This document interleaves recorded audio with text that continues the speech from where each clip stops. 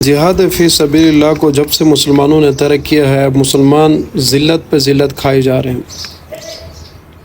فلسطینی مائیں وہاں سے پاکستان کا نام لے لے کر پکار رہے ہیں، لیکن پاکستانی کہہ رہے ہیں کہ بھائی ہم جہاد نہیں کر سکتے، ہم اسلحہ نہیں اٹھا سکتے۔ پاکستان کے مولوی کہہ رہے ہیں کہ ہم گورنمنٹ کے پابند ہیں۔ مولوی صاحب کو جب مسجد بنانی ہوتی ہے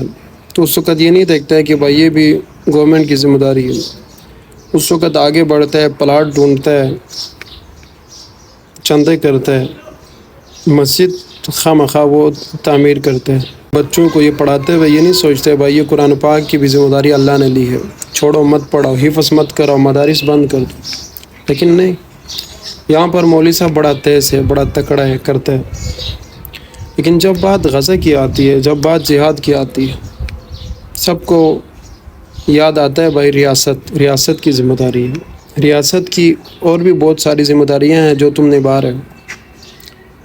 سیم یہاں پر بھی تمہارے اوپر ذمہ ہے کہ آپ ریاست کو سمجھاؤ، ریاست کو بتاؤ، ریاست کے ساتھ بیٹھو، ان کو سمجھاؤ کہ بھائی تم مدد کر سکتے ہو تو ٹھیک ہے، نہیں کر سکتے ہو تو بارڈر کھولیں، ہمیں اجازت دیں، ہم جاتے ہیں، تم مت جاؤ۔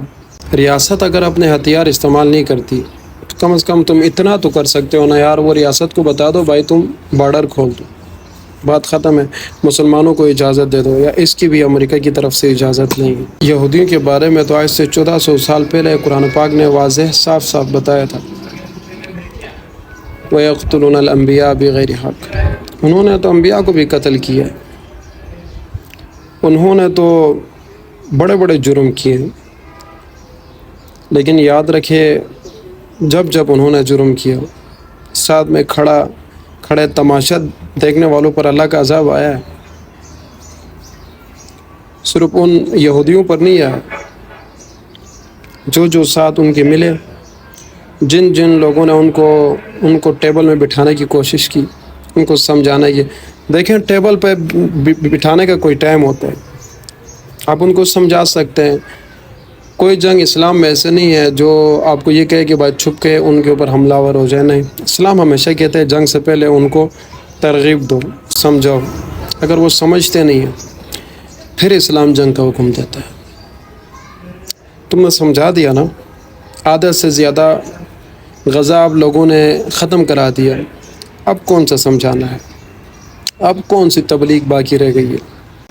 اب کون سا جو ہے آپ کا ڈائلاگ باقی رہ گیا ہے جو ابھی تک تم نے وہ اسرائیل تک نہیں پہنچا ہے؟